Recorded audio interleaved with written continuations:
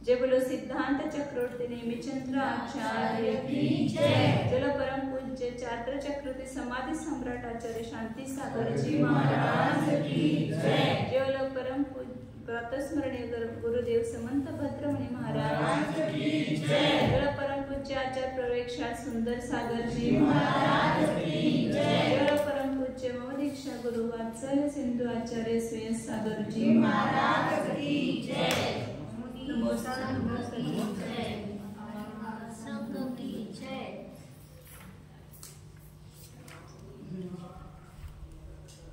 सम्यक मार्गणे आहे ते सम्यक मार्गणेमध्ये 6 द्रव्यांचं प्ररोपण करत आहेत। तर 6 द्रव्यांचे काल आपलं हे संपलं अधिकार स्थान स्वरूप अधिकार संपला। त्या स्थान स्वरूप अधिकारामध्ये उद्गलाच्या 23 वर्गण्यांचं वर्णन केलं। तर 23 वर्गणीनंतर उद्गलाचे किती भेद केले श्वेता? किती भेद केले? कोणते?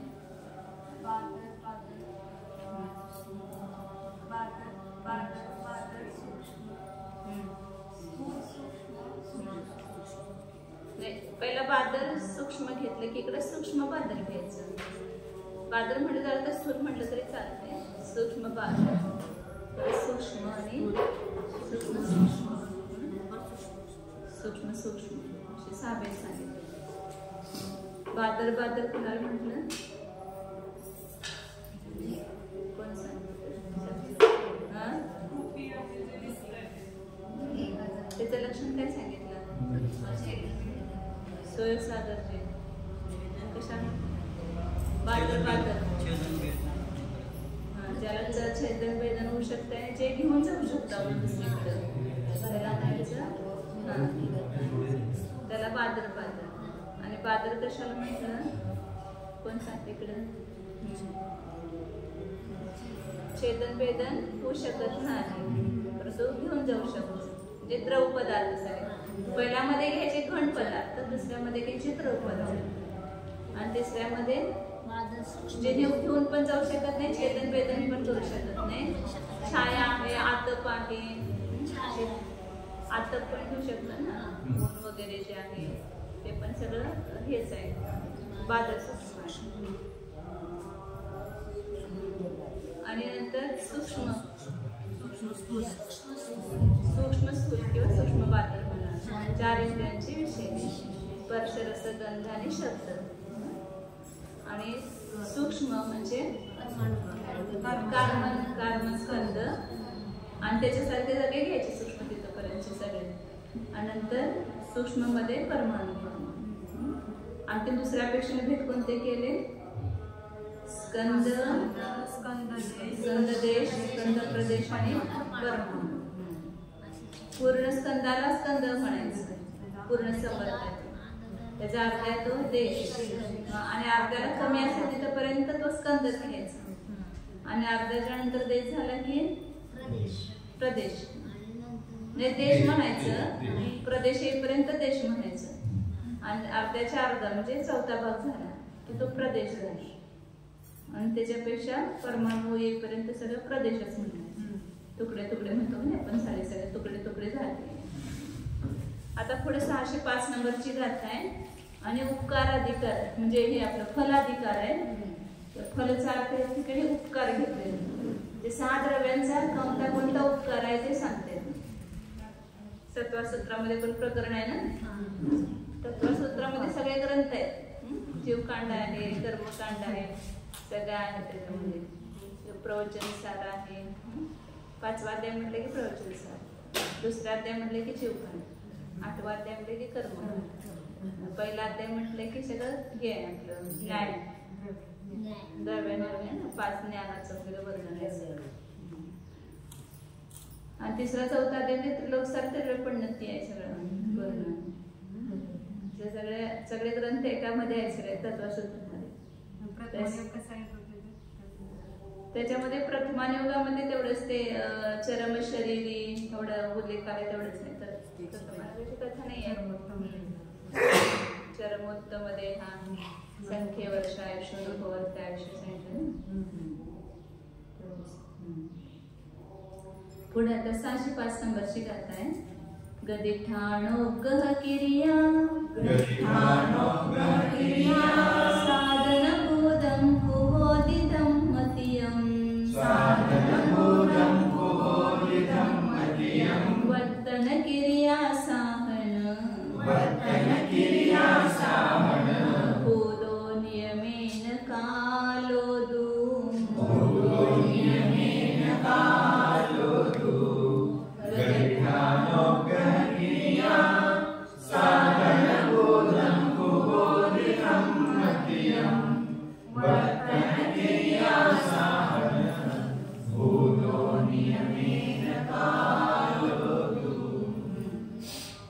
गती स्थान ओगह हे 3 क्रिया घ्यायच्या. गती क्रिया, स्थान क्रिया आणि अवगाहन क्रिया.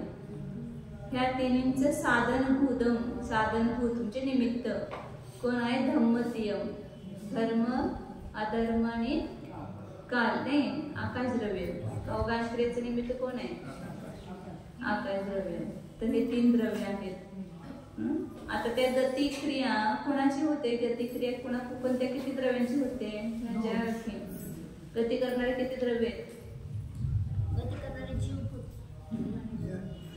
लक्ष द्यायचे इकडे. गती करणारे किती द्रव्य आहेत? जीव आणि भूतगल दोघच. धर्मद्रव्य गती करते की नाही? मग स्वतः गती करत नाही तर निमित्त कसं होते दुसऱ्याला? तुम्ही ते एका ठिकाणी बसून दुसऱ्या निघून जाऊ शकताय का? मग धर्मद्रव्य गमन करते की नाही? धर्मद्रव्य गमन करत नाही, स्थिर आहे. सगळे द्रव्य कसे आहेत? एका जागी स्थितच आहेत, अचल आहेत, ते गमन करत नाही. आता जसं रस्ता एका ठिकाणी राहून आपल्याला चालायला गमन करायला निमित्त होतो की नाही? रस्ता पण चालतोय, गाड्या चालतात त्याच्यावरनं, त्याला तो रस्ता निमित्त आहे की नाही?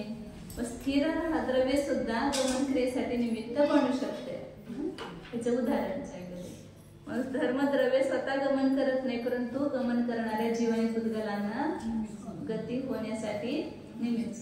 त्याच्या 2 विशेषण अजून लावायचे. आपल्या प्रवचन सारमध्ये आले सगळ्यांची 6 द्रव्यांचे लक्षण सांगताना. कोणती 2 विशेषण लावायची? युगपत आणि साधन. सर्व द्रव्यांना एका वेळेला गमन करण्यास उपयुक्त असणाऱ्या जीवभूतगलांना एका वेळेला आणि सामान्य निमित्त आहे, त्याला धर्मद्रव्य म्हणायचं. म्हणजे धर्मद्रव्याचा उपकार काय आहे? म्हणजे विशेष निमित्त नाहीये, ते सामान्य निमित्त आहे. आता जसं आता उदाहरण आपल्याला रस्ता हा साधारण निमित्त आहे. मग गाडी किंवा घोडा किंवा काय आणखी जे असेल ते वाहन किंवा हे विशेष निमित्त आहे तिथं. परंतु सामान्य निमित्त काय रस्ता. तसं धर्मद्रव्य हे साधारण निमित्त आहे. असाधारण निमित्त त्याला साधारण निमित्त म्हणायचं. आणि युगपत म्हणजे एका वेळेला, ही विशेषता त्याची. ती विशेषता कोणत्याही अन्य द्रव्यामध्ये नाही. तुम्ही म्हणाल तर धर्मद्रव्याचं आम्ही पण गमन करायला निमित्त होतो की, आम्ही पण गाडीमध्ये कुणाला बसून नेलं तर आम्ही पण त्यांचं गमन करवलं की नाही करवलं. तर ते विशेष निमित्त आहे. तुम्ही सामान्य निमित्त आहे का? सगळ्यांना नेऊ शकताय का एका वेळेला? म्हणून 2 विशेषण प्रवचनसारच्या जे 7 द्रव्यांचं वर्णन केलंय ना, गाथा 142 किंवा काय तर त्याच्या पुढं असेल. सामान्य द्रव्याचं वर्णन झाल्यानंतर विशेष द्रव्यांचं वर्णन केलं, तर त्याच्यामध्ये त्यांनी हे 2 विशेषण लावले सगळ्या, म्हणजे ह्या 4 द्रव्यांना एका वेळेला. युगपत आणि साधारण निमित्त. सर्वेशां सगळ्या जीवभूतगलांना जेवढे जेवढे म्हणून गमन करण्यास उद्युक्त त्यात लोकांमध्ये, ते सगळ्यांना एकाच वेळेला निमित्त आहे ना. आणि कसं निमित्त आहे? ते सामान्य निमित्त आहे. तसंच अधर्मद्रव्य सुद्धा एका वेळेला गमनपूर्वक स्थिर राहणार आहे. आता तिथं स्थान क्रिया घेतली. स्थान क्रिया आहे का? तुम्ही एका जागी बसला, ती क्रिया आहे का? गमन करून स्थिर राहिलं म्हणून ती क्रिया आहे. म्हणून स्थिर असणाऱ्याला ते निमित्त नाही अधर्मद्रव्य. गमनपूर्वक स्थिर राहणाऱ्या जीवानी भूतगलांना म्हणून स्थान क्रियेसाठी निमित्तभूत कोण आहे? अधर्मद्रव्य. आणि आकाश द्रव्य सगळ्या म्हणजे जीव, कुदरत, धर्माधर्म, आकाश, काल सगळ्यांनाच काय करतं ते एका वेळेला सगळ्यांना अवगाहन देण्यासाठी सामान्य निमित्त, साधारण निमित्त आहे. म्हणजे एका वेळेला सगळ्यांना द्रव्याला निमित्त व्हायला असं कोणतं दुसरं द्रव्य आहे का? नाही. बाकीचे सगळे असतील ते विशेष निमित्त आहेत, परंतु साधारण निमित्त धर्मद्रव्य, अधर्मद्रव्य आणि आकाश द्रव्य. आणि कालद्रव्य वर्तनातले ते, परंतु ते कालानुकूल वेगवेगळे आहेत. परंतु एक आहे कालद्रव्य, एक कालद्रव्य नाही. जिथलं तिथले कालद्रव्य तिथल्या जीवपुद्गला, सगळ्यांना जीवपुद्गल, धर्माधर्म सगळ्यांच्याच परिणतीला ते निमित्त म्हणतात. हे कसं आहे? हे तीन द्रव्य अखंड एक आहे, धर्मद्रव्य, अधर्मद्रव्य आणि आकाशद्रव्य. म्हणून ते सगळ्या जीवपुद्गलांच्या गतीला, स्थितीला किंवा अवघानेला एकाच वेळेला निमित्त होतं. आणि वर्तन क्रिया सहानुभूत. वर्तनाक्रिया, वर्तनांचं सांगितलं वर्तयिता म्हणजे परिणाम करविणारा, जे वर्तनारूपची क्रिया आहे त्याला साधनभूत कोण आहे? कालो, नियमानं कालद्रव्य आहे. जे साही द्रव्यांच्या अन्य पाच द्रव्यांच्या परिणामासाठी निमित्तभूत कालद्रव्य आहे. तिथे युगपद आणि हे साधारण लावायची गरज नाही. म्हणजे साधारण निमित्त म्हणू शकता, पण कालद्रव्य परिणामासाठी साधारण निमित्त आहे, परंतु युगपद असं म्हणू शकत नाही, कारण कालान एक एक सुट्टे वेगवेगळे आहेत. आता पुढं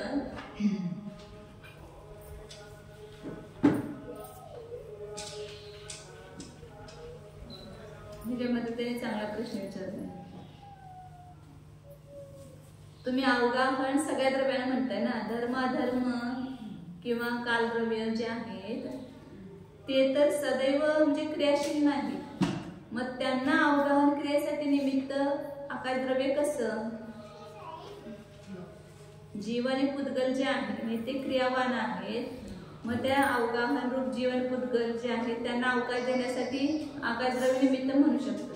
परंतु धर्मादी द्रव्य तर निष्क्रिय आहेत, क्रियावान नाहीत.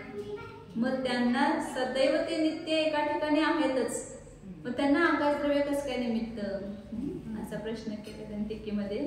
तर त्यांना सांगितलं की असं नाही, उपचारानं त्याची सिद्धी आहे.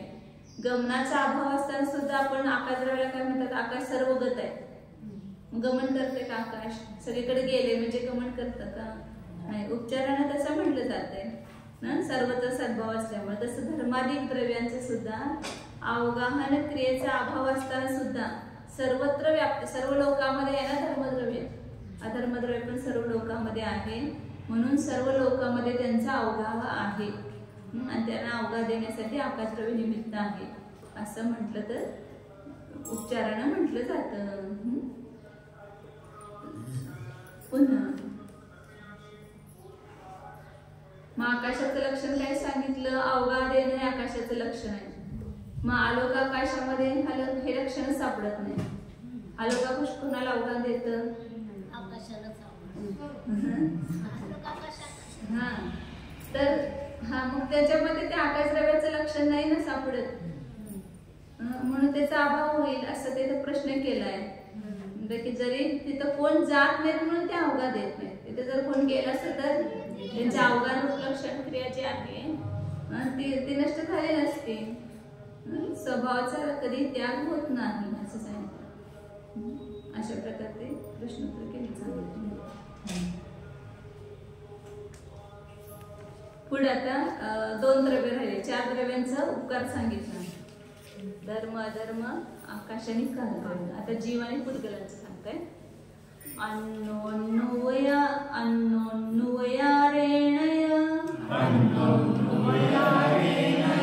जीवा वट्टन्ति पोकलाणि पुनो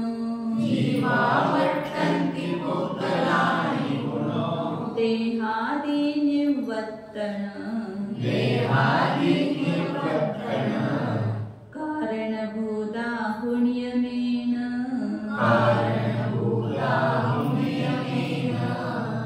अन्नोन्नुवयारेणया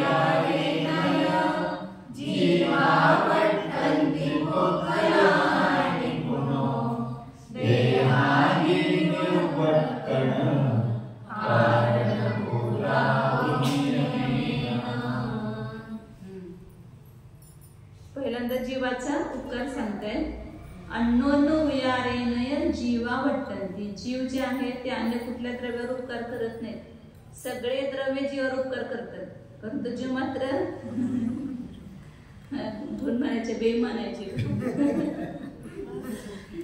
सगळे द्रव्य उपकार करतात, कोणाच्या उपकार जाणीव. जीव मात्र कोणावर उपकार करत नाही. जीव फक्त जीवांच्यावरच उपकार करतात. एक जीव दुसऱ्या जीवावर उपकार करतात, बाकी कुठल्या द्रव्यावर उपकार करत नाही.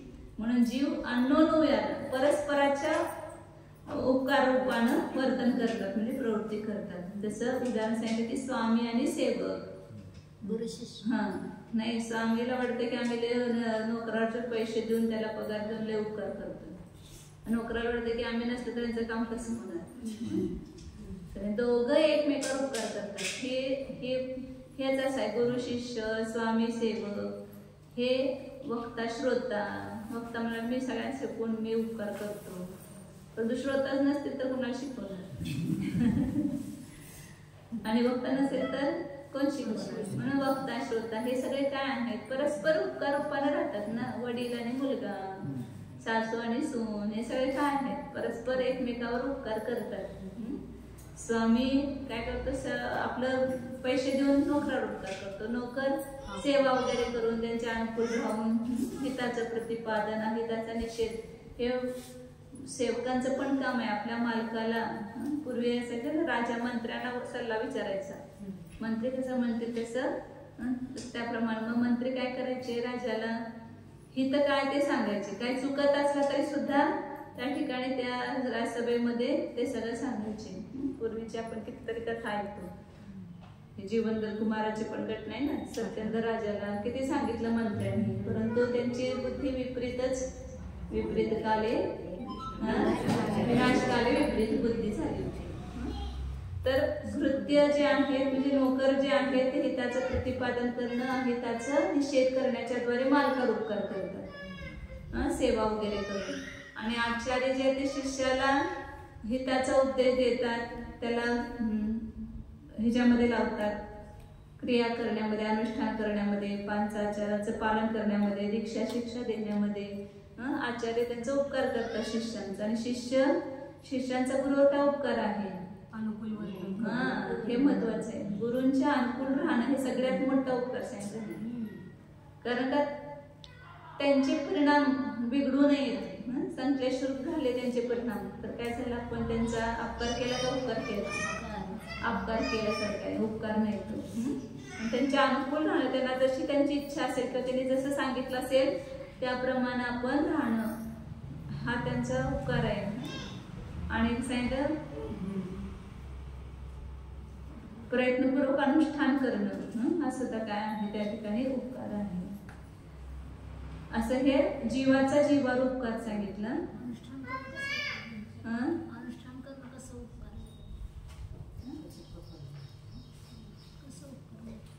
म्हणजे त्याने आता सांगितलेलं असेल आपल्याला काहीतरी क्रिया करायला वगैरे, मग ते आपण केला तर त्यांना समाधान होणार ना.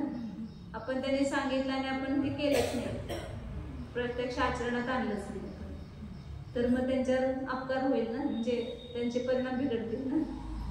म्हणून प्रयत्नपूर्वक अनुष्ठान करणं हे सगळं त्यांच्यावर उपकार आहे. आता पुद्गलावर सांगताय, देहादे निवर्तन कारणभूताहो नियमेन. शरीरादिकांची रचना करणं रूप, रचनेमध्ये कारणभूत कोण आहेत? पुद्गल.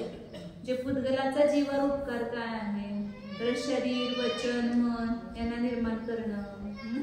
सुख दुःख जीवित मरणोपग्रह, दोन सूत्र आहेत ना तत्वासूत्रामध्ये. शरीर वाङ्मन प्राणापाना पुद्गलानां सुख दुःख जीवित मरणोपग्रहाश्च. हा पुद्गलांचा जीवावर झालेला उपकार आहे. हे शरीर मिळालं, हा काय उपकार आहे ना. उपकार म्हणजे निमित्त म्हणा, हे आपल्यासाठी क्रिया करण्यासाठी ते निमित्त. हे वचन हे पण पुद्गलिकच आहे. मन विचार करण्यासाठी, हे सगळे पुद्गलाचे उपकार आहेत. त्याचप्रमाणे सुख दुःख जीवित मरण, आपलं आयु कर्माच्या उदयानं जीवन राहत आहे, हा पुद्गलाचा उपकार सांगतात. तिथं आयु कर्माचा ना झाला, हा मरण हा सुद्धा उपकार म्हणजे निमित्त. उपकाराचा अर्थ म्हणजे चांगलंच असं नव्हे, वाईटासाठी पण निमित्त होतंय ना तिथं. पण सुख दुःख दोन्हीला पण कोण निमित्त आहे? पुद्गल निमित्त आहे. तसं जीवन आणि मरण ह्या दोन्हीसाठी पण निमित्त कोण आहे? पुद्गल द्रव्य. पण पुद्गल द्रव्याचा हा जीव निमित्त समकालामध्ये त्या कालामध्ये त्याला निमित्त आपल्याला मुक्ती प्राप्त होत नाही तोपर्यंत त्या जीवाला राहायला कुठेतरी स्थान पाहिजेच बरोबर. या सगळ्या क्रिया करण्यासाठी बोलण्यासाठी सगळं वचन वगैरे अवलंबून घेतो ना आपण, हा त्याचा उपकार झाला. आणि पुद्गलाचा सुद्धा पुद्गलावर उपकार सांगितला. एक पुद्गल दुसऱ्या पुद्गलांचे पण उपकार करतात ना. भांडी घाण झाली मग तुम्ही काय लावता? पितांबरी लावून किंवा चिंच लावून किंवा हे लावून घासता त्याला. मग त्या पितळेच्या भांड्यांवर हा ह्याचा काय झाला? उपकार, चिंचेचा उपकार झाला. ते झळका लागलं. राख म्हणा, राखेने घासतो. हे सगळं पुद्गलांचं सुद्धा पुद्गलावर काय आहे? उपकार आहे. दागिने शोभायमानवर आहे. लाठी काटा आदी मूर्त द्रव्य के संबंधी से फल देत आहे. म्हणजे सुख दुःख याच्यासाठी. काय म्हटलं? अनुष्ठान शब्दाचा अर्थ काय? अनुष्ठान म्हणजे आचरण करणं. म्हणजे गुरुंनी जे आपल्याला नियम दिले त्याचं पालन करणं. त्यांच्या इच्छेप्रमाणे करणं. असं आपण त्याने काहीतरी नियम दिला आणि तो मोडला आणि तो पाळला नाही मग काय होणार? आपलं पण बिघडणार आणि त्यांचं पण बिघडणार, त्याचे पण परिणाम बिघडणार. म्हणून ते अनुष्ठान करणं असते. पुढं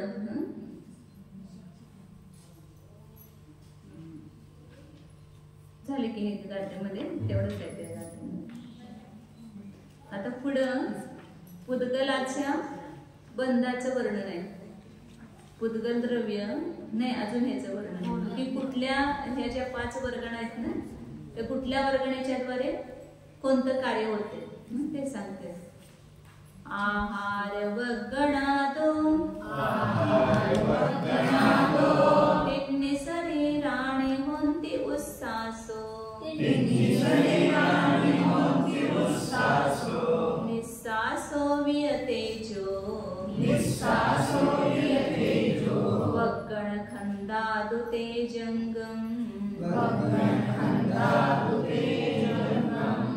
आहार वगणादो तिन्ही शरीराणी होंती उत्सासो निस्सासो वियतेजो वगण खंदादु तेजंगम. आहार वर्गण सांगितली होती. कितव्या नंबर? 4 वर्गण आहे. 5 नंबर आहे. 5व्या नंबर. तर त्या आहार वर्गणेपासून काय म्हणतं? तर तिन्ही शरीराने कोणती 3 शरीर आहार वर्गणेपासून होतात. कोणती 3 शरीर सांगितली? पहिल्यांदा अवतारी, वैक्रिय आणि आहार. हे 3 शरीर आहार वर्गणेपासून उत्पन्न होतात. नंतर कोणती? उत्सासो. पुन्हा उत्सासो निस्सासो. उच्छ्वास आणि निश्वास जो आपण श्वासोश्वास घेतो ना सुद्धा कोणापासून उत्पन्न होतो? तो पण आहार वर्गणेचंच कार्य आहे. आहार वर्गणेपासून उत्पन्न होतो. 3 शरीर आणि उच्छ्वास निश्वास हे आहार वर्गणेचं कार्य आहे. तर तेजो वगण खंदादु तेजंगम. तेजस वर्गणेचा स्कंद जो आहे त्याच्यापासून तेजस शरीर उत्पन्न होतं. म्हणजे तेजस शरीर हे कार्य, तेजस वर्गणा हे काय आहे? कारण आहे. बाकीच्या आणखी सांगताय. भासमन वगनादो कमेन भासमनंतुकम मादो अट्टविहकम मदवम ओदित्तिजिने हि निद्दिठ्ठं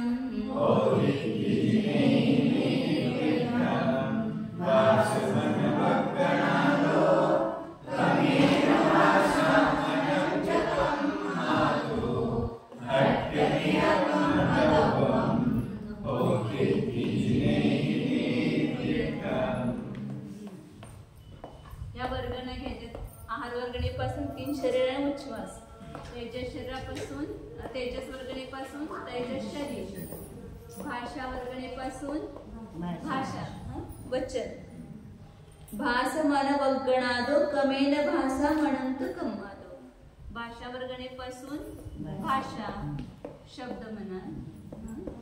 मनोवर्गणीपासून द्रव्यमन आणि द्रव्यमन पण होत आहे ना. दोन्ही घ्यायचं का?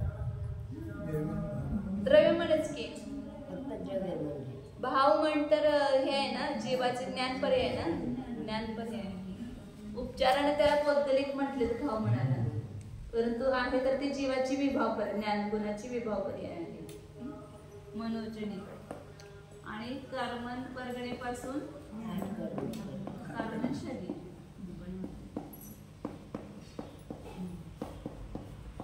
हे त्या वर्गणीचं कार्य आहे हे झालं. भाषा वर्गणीपासून क्रमाने लावायचं भाषा आणि मनोवर्गणीपासून मन आणि कम्मादो अट्टव्य कम्मदपम. कर्मान वर्गणीपासून 8 प्रकारचं कर्मद्रव्य. ज्या 8 प्रकारचे कर्माचा बंध झाला तो कर्मान वर्गणीपासून केला. अशा प्रकारे जिनेही नित्य असं जिनेंद्र भगवंतांनी सांगितलेलं आहे. हे मागं पण आपण सांगितलं होतं, परत तिथं गाथीमध्ये सांगितलं होतं. आता पुढं हे जे स्कंद किंवा वर्गणा बनतात ते कशामुळे बनतात तर पुद्गल द्रव्यामध्ये काय होण्याची शक्ती आहे. स्कंदरूप म्हणजे एक बंधन होण्याची शक्ती आहे. मग ते कशामुळे बंध होतो पुद्गलांचा. एक पुद्गलाचा दुसऱ्या पुद्गलाशी बंध कशामुळे होतो ते सांगतात या ठिकाणी. त्याचं बंधाचं विधी सगळे सांगतात. नित्यत्तम दुःखत्तम बंधस्य कारणं तुयादि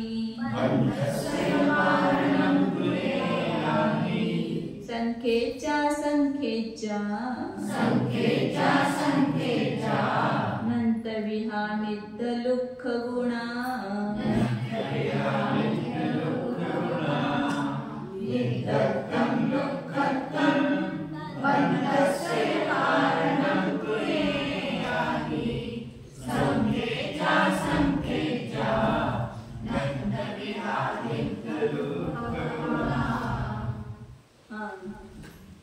पुद्गलामध्ये स्पर्श गुणांच्या 2 पर्याय आहेत. कोणते? स्निग्धत्व आणि वृक्षत्व. स्निग्धत्व म्हणजे चिकट आणि वृक्षत्व म्हणजे जे वाळले होते ते, जसे वाळू वगैरे आहे ते कसे वृक्ष, माती, वाळू वगैरे. तर हे 2 गुण आहेत म्हणजे स्पर्श गुणाचे 2 पर्याय आहेत. ह्याच काय आहेत बंधस्य कारण, बंधाचं कारण आहे. प्रत्येक पुद्गलामध्ये परमाणूमध्ये सुद्धा हा स्निग्ध वृक्ष गुण आहे. कशामध्ये स्निग्धता असेल कुठल्या परमाणूमध्ये वृक्षता असेल. 2 एका ठिकाणी असणार नाही. पुद्गलाचे जे स्पर्श रस गंध वर्ण हे 4 गुण प्रत्येक पुद्गलामध्ये असतात आणि त्याच्या वर्णगुणाच्या 5 पर्यायापैकी कोणता तरी एक वर्ण असणार. रसगुणाच्या 5 पर्यायापैकी कोणता तरी एक रस, 2 गंधापैकी एक गंध आणि 8 स्पर्शापैकी व परमाणूमध्ये 4 स्पर्शापैकी 2 स्पर्श असतात. परमाणूमध्ये 8 पैकी 4 स्पर्श असतात. कोणते कोणते 8 स्पर्श कोणते आहेत? स्निग्ध वृक्ष, शीत उष्ण, मृदू आणि कठोर आणि हलका आणि भारी. तर मृदू, कठोर आणि हलका आणि भारी हे 4 शेवटचे परमाणूमध्ये असत नाहीत. त्या भाभींचं नाव काय? संजता भाभी काय? हा, झोपू नका, सोपं आहे. तुम्ही सगळं घरात स्वयंपाक करताय ना, कशाचं कार्य आहे ते सगळं पुद्गलाचं कार्य. मग कशामुळे होतंय ते? भाकरी कशामुळे झाली? भाकरी पण स्कंदच आहे ना. पीठ कण वेगवेगळे आहेत आणि त्यांचं तुम्ही काय केला? एक गोळा बांधला, त्याला बडवला, त्याला थापून ते हे केलं. मग हे सुद्धा एक स्कंद पर्यायच आहे. ते कशामुळे झाली? मी केली म्हणून झाली. असंच वाटतंय की मी केली. लाडू कोणी बांधले? मी बांधले. मी किती छान लाडू बांधले. बर्फी कोणी केली? मी केली. तर हे सगळे स्कंद पर्याय आहेत पुद्गलाच्या. ते कुणामुळे होतात? त्याच्यामध्ये स्निग्ध आणि वृक्ष गुण. समजा त्या भाकरीमध्ये चिकटपणा असेल, पिठामध्ये चिकटपणाच नसेल, तुम्ही काय म्हणताय? काय केलं तर भाकरी येणार, सगळे तुटून तुटून तुकडे पडायला लागले. मग का नाही तुम्ही चांगली भाकरी करून दाखवली, तर त्या आतमध्ये स्निग्ध गुण पाहिजे तो नाही, म्हणून तिथं काय झाली नाही, ती अखंड भाकरी राहिली नाही, त्याचे तुकडे पडले. म्हणून ह्या पुद्गलाची जी रचना होते त्याचं कारण कोण आहे ते सांगतात तिथं. म्हणजे मी त्याची रचना करणारा हे त्याच्यातलं कर्तृत्व काय करून घ्यायचंय, करायचं कर्तृत्व नाही, काढून घ्यायचंय. त्याच्यासाठी हे सगळं शिकायचं आपल्याला. पुद्गलाचं बंधाचं कारण सांगतात स्निग्धत्व आणि वृक्षत्व. मी लाडू बांधल्यामुळे लाडू झाले नाहीत, त्या तुपामध्ये स्निग्धता येते, साखरेमध्ये येते, गुळामध्ये स्निग्धता, म्हणून तिथे लाडू झाले. आणि पाक बिघडला की काय होतंय, पुढे गेला पाक, ते लाडू एक पण बांधता येत नाही, मग कळ्या कळ्या कळ्या तसेच ठेवतात. किंवा रव्याचा लाडू जर असेल तर पुन्हा त्याला पात्र पाक करता, पुन्हा घालून मग ते लाडू बांधतात. तुम्हाला माहिती आहे जोपर्यंत त्याच्यामध्ये तो चिकटपणा नाही तोपर्यंत ते कार्य होत नाही. म्हणून हे सगळं स्निग्धत्व आणि वृक्षत्व गुण जे आहे ते बंधाचं कारण आहे. आता त्या स्निग्धत्व आणि वृक्षत्व गुण कुठली पण गुणांची पर्याय असेल तर त्याच्यामध्ये काय असतात, अविभाग प्रतिच्छेद गुण म्हणतात त्याला. इथं त्याचा शब्द काय दिलाय तर स्निग्ध गुण वृक्ष गुण, आणि त्याचे हे अंश म्हणजे पर्याय ते किती असतात, किती गुण आहेत ते सांगितले. एक अधिक म्हणजे एकला अधिक करून कुठल्या परमाणूमध्ये एक असेल, कुठल्यामध्ये संख्यात, कुठं असंख्यात आणि कुठं अनंत, अशा प्रकारे त्याच्यामध्ये काय असतात स्निग्ध आणि वृक्ष गुण असतात, म्हणजे अविभाग प्रतिच्छेद असतात. हा, आता तिथं हे सामान्य कथन असतंय. ज्याला सूक्ष्म कथन आपण करू त्याला धवलामध्ये त्यांनी सांगितलं की जगन्य गुणा परमाणूंचा बंध होत नाही.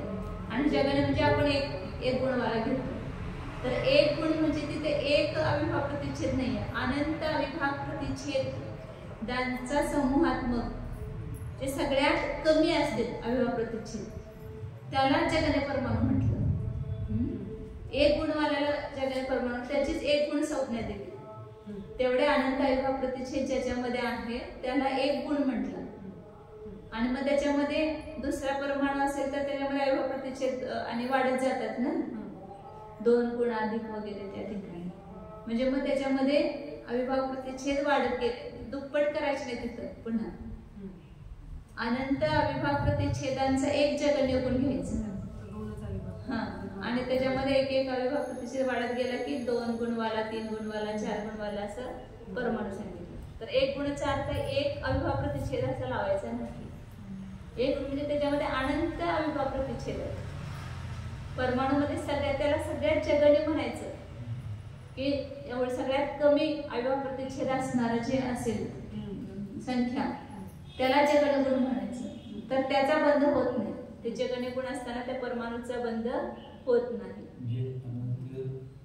परमाणु का स्कंध है, अविभाग प्रतिच्छेद होगा स्कंध है, या परमाणु है वो स्कंध नहीं है, क्या वो समान गुण कहेंगे उसको? समान गुण है उसके, समान शक्ति अविभाग प्रतिच्छेद जो परमाणु के लिए वो समान शक्ति वाले, समान शक्ति नहीं बोलेंगे, उसको जगन्य गुण बोलेंगे. सबसे कम अविभाग प्रतिच्छेद जिस परमाणु में है कि जिससे कम नहीं होते हैं तो उसका जगन्य नाम है. फिर उतने होते हुए उस परमाणु का बंध नहीं होगा दूसरे परमाणु के साथ. फिर उससे अधिक जब बढ़ेंगे तब वो बंध के योग्य होगा परमाणु. तो इसलिए जगन्य गुण वाले का बंध नहीं होता ऐसा. तो जगन्य गुण का अर्थ एक अविभाग प्रतिच्छेद ऐसा नहीं करना, ऐसा उन्होंने धवला में 14 नंबर की पुस्तक में चर्चा आई है. इधर मैंने दिए आपलं, मैंने शायद उसमें दिया है, उसमें भी उनकी चर्चा है, अपने विशेषार्थ में दिया है. हाँ,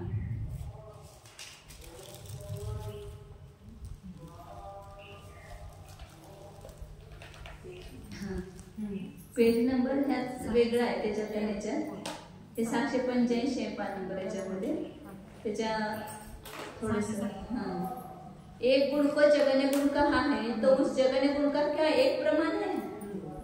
समाधान नहीं. वह जगन्य गुण अनंत अविभाग प्रतिच्छेदों से निष्पन्न होता है.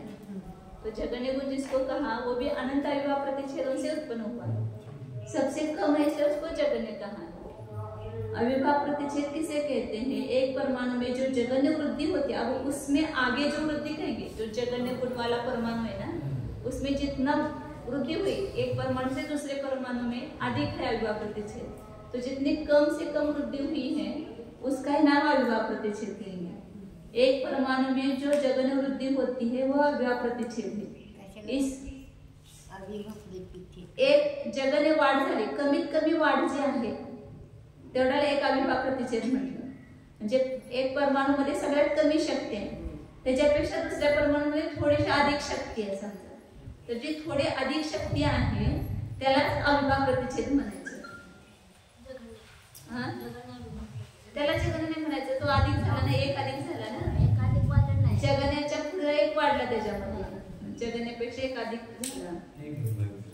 हाँ, एक अविभाव प्रतिच्छेद बढ़ा, जितना बड़ा उसको ही अविभाव प्रतिच्छेद। वो योग में देते हैं ये किसी प्रदेश में इतनी शक्ति है, और किसी में एक कम है इससे, और किसी में इतनी है, तो ये जो इससे अधिक शक्ति है इसका ही नाम अविभाव प्रतिच्छेद है। जितनी वृद्धि है, जेवढी वृद्धि झालेली आहे, वाढ झालेली आहे, त्यालाच काय म्हटलं अविभाव प्रतिच्छेद। त्या जगनवृद्धीलाच अविभाव प्रतिच्छेद असं नाव दिले आहे। मग ह्याच्या ह्याच्यानं एवढंच वाढलं की 2 वाढले, 3 वाढले, 4 वाढले असं करत जाणार आपण। ते जेवढी जी त्या जगण्यापेक्षा जेवढी अधिक वृद्धी झालेली आहे त्याच्या मापाने मग ते पुढचे अविभाव प्रतिच्छेद मोजले जाणार। आणि मग ह्याचे पण अविभाव प्रतिच्छेद मोजायचे, ह्या वाढ झाली ना त्याच्याद्वारे ह्याचे अविभाव प्रतिच्छेद मोजायचे, म्हणजे त्याच्यामध्ये किती आहे हे निघते। तरी त्या परमाणूमध्ये जगन्य गुण जरी म्हटला तरी त्याच्यामध्ये किती अविभाव प्रतिच्छेद होतात ते अनंत अविभाव प्रतिच्छेद होतात। तर ह्या प्रमाणानं परमाणु के जगन्य गुणात उत्कृष्ट गुण का छेद करणे पर, म्हणजे एकाच परमाणूमध्ये आता इथं आपलं जे ग्रंथ आहेत ना सामान्य ग्रंथ त्याच्यामध्ये सामान्य वर्णन केलेलं असतं, म्हणून तिथं एक अविभाव प्रतिच्छेद म्हणजे एक गुण असं म्हटलं जातं। तर जिथे एक अविभाव प्रतिच्छेद नाही तिथे अनंत अविभाव प्रतिच्छेद आहे। 2 जगने गुणों में 2 गुण शब्द की प्रवृत्ति होनी चाहिए, म्हणजे दुप्पट व्हायला पाहिजे म्हणून ते सांगितलं ना। यदि अनंत अविभाव प्रतिच्छेदों से युक्त जगन्य गुण में 1 गुण शब्द प्रवृत्त रहता है तो 2 गुण का अर्थ क्या करना चाहिए, फिर 2 गुना होना चाहिए ना, इससे दुगुने पढ़ने चाहिए ना। अन्यथा 2 शब्द की प्रवृत्ति नहीं उपलब्ध होती, यह कोई दोष नहीं, क्योंकि जगन्य गुण के ऊपर एक अविभाव प्रतिच्छेद की वृद्धि होने पर 2 गुण भाव देखा जाता है। ये जगन्य रूप एक भाव हो गया और उसमें थोड़ा अधिक बढ़ गया और 2 गुण भाव हो गया, उससे थोड़ा और अधिक बढ़ा तो 3 गुण भाव हो गया। ऐसा वहां पर कहने में कोई दोष नहीं है। एक ही अविभाव प्रतिच्छेद की द्वितीय गुण संज्ञा कैसे है, क्योंकि मात्र उतने ही गुणांतर की द्रव्यांतर में वृद्धि देखी जाती है, उतना ही वो अन्य गुण बढ़ गया, मतलब उतना ही गुण के द्वितीय अवस्था विशेष की द्वितीय गुण संज्ञा। एक अवस्था हो गई जगने वाली और थोड़ा अधिक बढ़ गया, एक दूसरी अवस्था हो गई उस गुण की, स्निग्ध गुण की या रुक्ष गुण की जिसकी भी होगी। तो इसलिए गुण जगन्य गुण के साथ द्विगुणपणा त्रिगुणपणा बन जाता है। ऐसा एक एक अविभाव प्रतिच्छेद की वृद्धि होने पर उसको द्विगुणा मतलब जगने के 2 गुणे गुण करना नाही। एक अधिक अविभाव प्रतिच्छेद वाढला म्हणजे तो 2 गुणवाला झाला ना, तर 2 गुणवाला म्हणजे जगने गुणवाल्यापेक्षा दुप्पट झाले असं नाही लावायचं। ती जी वाढ झाली ती दुसरी अवस्था झाली त्या परमाणूची, म्हणून त्याला 2 गुणवाला म्हटलं। त्याच्यापेक्षा अनेक अविभाव प्रतिच्छेद वाढला तर तो 3 गुणवाला झाला, त्याच्यापेक्षा अनेक अविभाव प्रतिच्छेद वाढला तर 4 गुणवाला झाला। फक्त जगन्य गुणामध्येच अनंत अविभाव प्रतिच्छेद आहेत आणि त्याच्यामध्ये एक एक अविभाव प्रतिच्छेदाची वाढ होत गेली की त्याला 1 गुण 2 गुण 3 गुण 4 गुण असं म्हणणार। एक परमाणूमध्ये 5 गुण असतात, स्पर्शाचे गुण, रसाचे, गंधाचे आणि वर्णाचे। तर हे जे आहे गुण तर त्याच्यामध्ये सुद्धा अनंत अविभाव प्रतिच्छेद। हाँ, एक स्निग्ध गुण आहे त्याचे अविभाव प्रतिच्छेद किती सगळ्यात जगन्य गुण आहे परमाणूमध्ये, तरी त्याच्यामध्ये अनंत अविभाव प्रतिच्छेद आहे। हाँ, तर जगन्य गुणवाला जो परमाणू आहे त्याच्यामध्ये अनंत अविभाव प्रतिच्छेद आहे आणि त्याच्यामध्ये एक अविभाव प्रतिच्छेद वाढला की तो 2 गुणवाला झाला आणि त्याच्यामध्ये अनेक अविभाव प्रतिच्छेद वाढला जगन्य गुणामध्ये की तो 3 गुणवाला झाला। एक एक अविभाव प्रतिच्छेद पुढे वाढला, परंतु मूळ जगन्यामध्येच किती आहे तर अनंत आहे। जगन्य आहे तो गंध योग्य जगन्य गुण असताना तो परमाणू दुसऱ्या परमाणूशी बंधायला योग्य नाही, ते सांगतात पुढे सगळं. पहिल्यांदा गुण किती आहे ते सांगायला लागलं तिथं. तर परमाणूमध्ये 1 गुण, 2 गुण, 3 गुण असे संख्यात गुण, असंख्यात गुण, अनंत गुण पर्यंत असतात हे सांगितलं. तर त्या 1 गुणाचा अर्थ काय करायचा हे इथे धवलामध्ये त्यांनी हे करून सांगितलेलं आहे, स्पष्ट करून.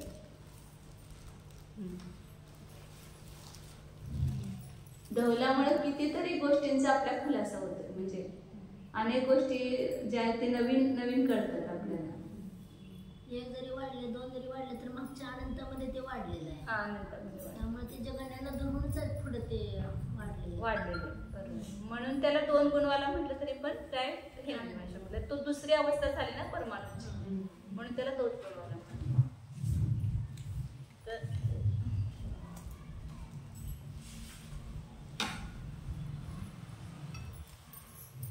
स्निग्ध परमाणूमध्ये पण स्निग्ध गुणाचे पण 1, 2, 3, 4 अशा संख्यात पर्यंत.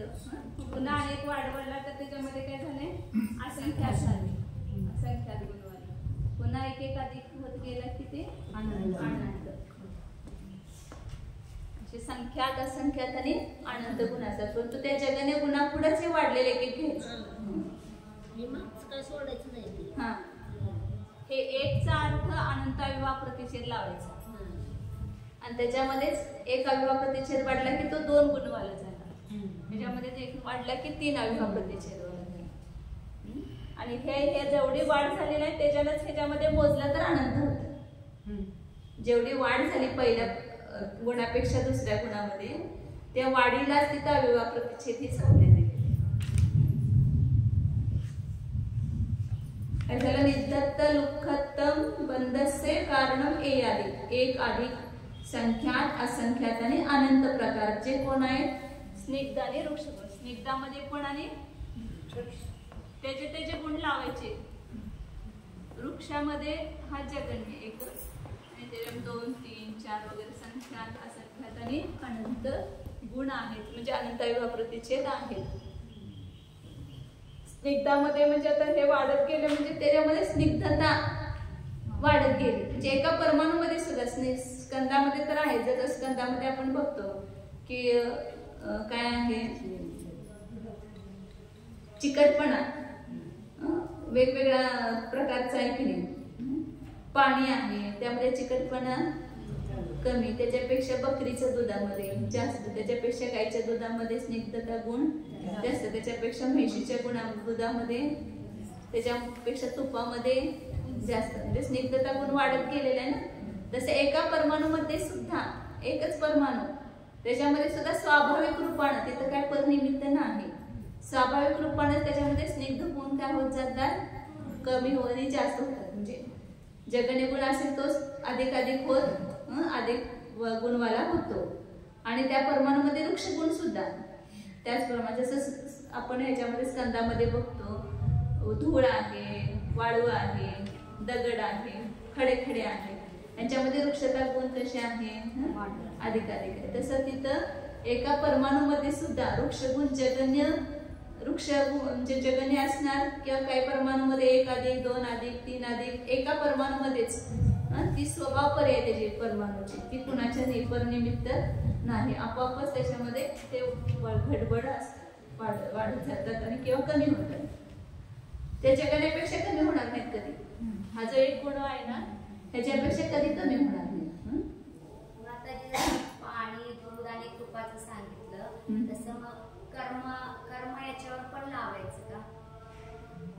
कशावर? म्हणजे हे जे 8 कर्म आहे त्याचा जो बंध होतो तसं हे त्याचं इथं कर्माचा बंध जो होतो, बंध म्हणजे हे एकमेकांमध्ये पिंडरूप झालेत ना. ते पुस्तक कसं तयार झालं, त्याच्या स्निग्ध वृक्षगुणामुळे ते कागद झाला तयार, त्याच्यावर ते अक्षर लिहिले, हे सगळं त्याचा बंधच झालेला आहे ना. तसं कर्मावर पण लावायचं. कर्म पण पुद्गल द्रव्याचं आहे. मग तिथं तुमच्या अगोदर आलेले जे कर्म असते त्याला नवीन तुम्ही कर्म बांधता, ते त्याच्याशी एक स्कंद रूप होतं, ते कर्म शरीरामध्येच ते मिक्स होत आहे.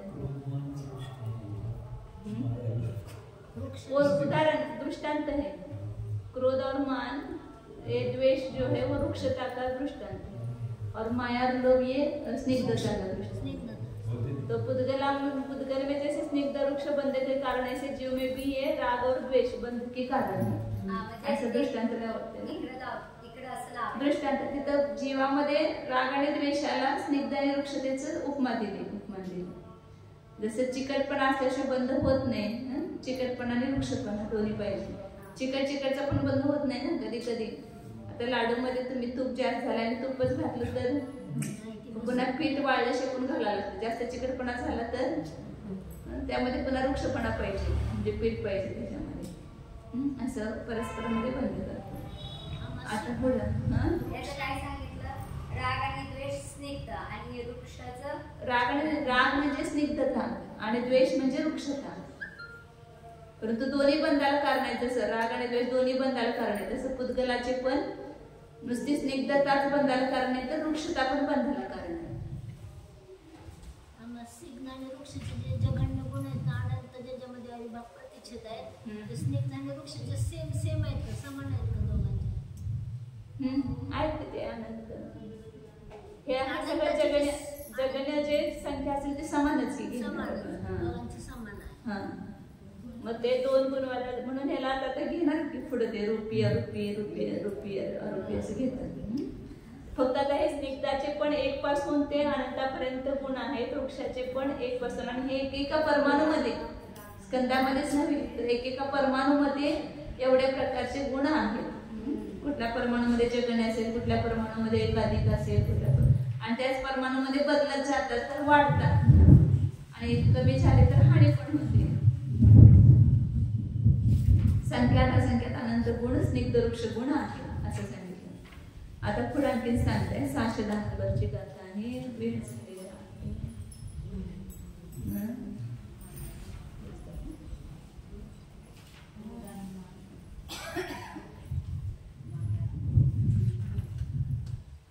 असं प्रकरणाचं पुष्कळ आहे.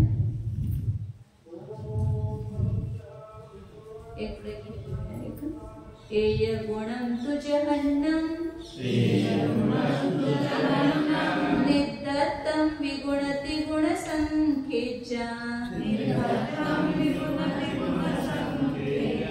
संख्येचानन्तगुणं बोधितः रुक्खभावं च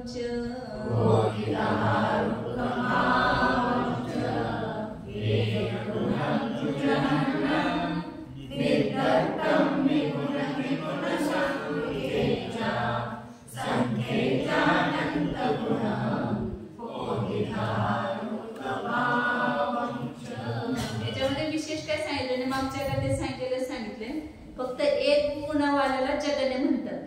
एय गुणं जघन्यं नित्यत्तं. 1 गुणवाला जो आहे तो जगण्य स्निग्ध गुण आहे, आणि त्याच्यामध्ये 2 गुण 3 गुण संख्यात असंख्यात अनंत गुण होतात. त्याचप्रमाणे वृक्षभाव जो आहे तो सुद्धा काय आहे, त्याच्यामध्ये सुद्धा 1 गुण जो असेल त्याला जगण्य वृक्षभाव म्हणणार, आणि त्याच्यामध्येच पुन्हा 2 गुण 3 गुण संख्यात असंख्यात आणि अनंत गुण होतात. हे परिणाम परमाणूमध्ये पण चालू असते, सतत स्वभावपर्यंत त्याच्यामध्ये चालू असते. त्याच्यामध्ये अविभाग प्रतिच्छेद वाढत जातात, कमी होतात. असं ज्याला जगण्य असतील तर त्याला बंद होणार, ते पुढे सांगतील त्याच्यामध्ये. आता पुढे उद्या घेऊ आपण. बंधाचं सगळं प्रकरण आहे, एका वेळेलाच आपण सगळं बघू.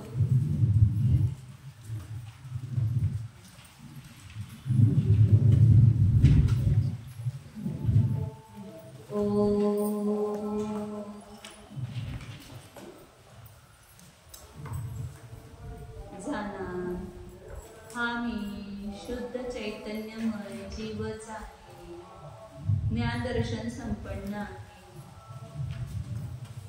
हा मी पुद्गल बंधाचा करता नाही, करविता नाही, अनुमोदक पण नाही. त्या पुद्गल वर्गण्यांचा मी भोगता पण नाही. पुद्गलाची रचना पुद्गलाच्या गुणामुळे होते, माझ्यामुळे नाहीच. मी तर फक्त जाणणारा आहे. त्या पुद्गल द्रव्याच्या कार्याचा ज्ञाता द्रष्टा आहे. करणारा नाही, ज्याना अंतर्मुख. मी स्वयंपाक करणारा नाही, मी अन्य कोणतेही उद्गलाचे काम करणारा नाही, मी फक्त जाणणाराच आहे. शरीराचे कार्य सुद्धा मी नाही करीत, शरीराच्या कार्याचा पण मी ज्ञाता द्रष्टा आहे. शेजाऱ्याच्या घराचे काम त्याचा करता मी कसा होईल? नाही. शुद्ध चैतन्य स्वरूपोऽहम्, ज्ञानानंद स्वरूपोऽहम्, एकत्व विभक्त स्वरूपोऽहम्, शुद्धोऽहम्, एकोऽहम्, ध्रुवोऽहम्.